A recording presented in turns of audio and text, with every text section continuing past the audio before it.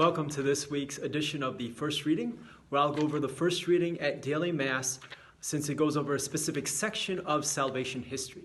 And since we're in the Christmas time, celebrating Jesus' birth, the section of salvation history we look at is from the first letter of St. John. So all of our first readings will come from that letter.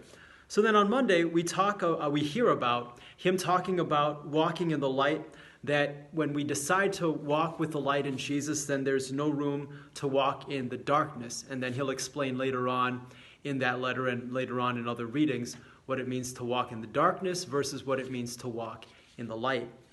On Tuesday, those who live in darkness are those that hate their brothers, as he explains. And then also, if we live in the light, then that means we are living in the commandments that God has given us. Those original 10 commandments, we continue to live those. And if we do, then we are living in the light.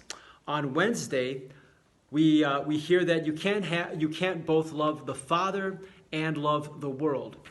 So if we decide to love the Father above all things, it means we have to put the things of the world aside. Specifically, as he mentions, the things of the world meaning sensual lust, the enticement of the eyes, and then the pretentious life. So living those sorts of things means living in the darkness, living in the world, and then loving the world, which means that we can't love the Father if we are too busy loving the world.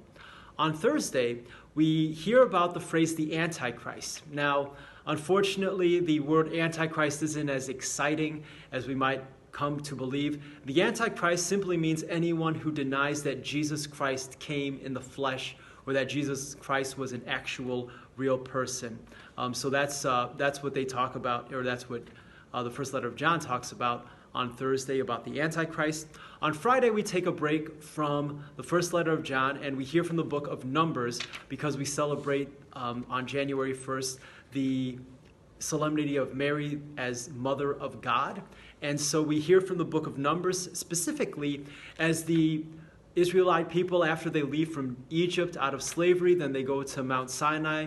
And then after they leave Mount Sinai in the desert to continue on their journey toward the promised land, then Moses tells Aaron to give the people a blessing specifically, and it's a nice blessing. It says, "May the Lord bless you and keep you. May the Lord shine his face upon you and be gracious to you.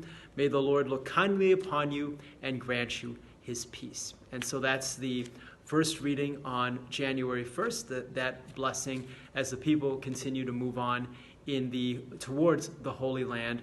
Then we hear that blessing for us as well. And then on Saturday, we hear to remain in the truth so that we may not be surprised or we will not be put to shame at the coming of the Lord Jesus. So just as we hear all throughout the New Testament, to be faithful to the original teaching that the people had heard from the apostles, to continue to be true or to remain true to those true teachings, so that when Jesus comes at the end, then he will find us that we have been faithful to the truth. So that's the first reading this week in daily Mass. I hope it gives a good perspective on what section of salvation history we're looking at during this week. Thanks for watching. God bless. Until next time.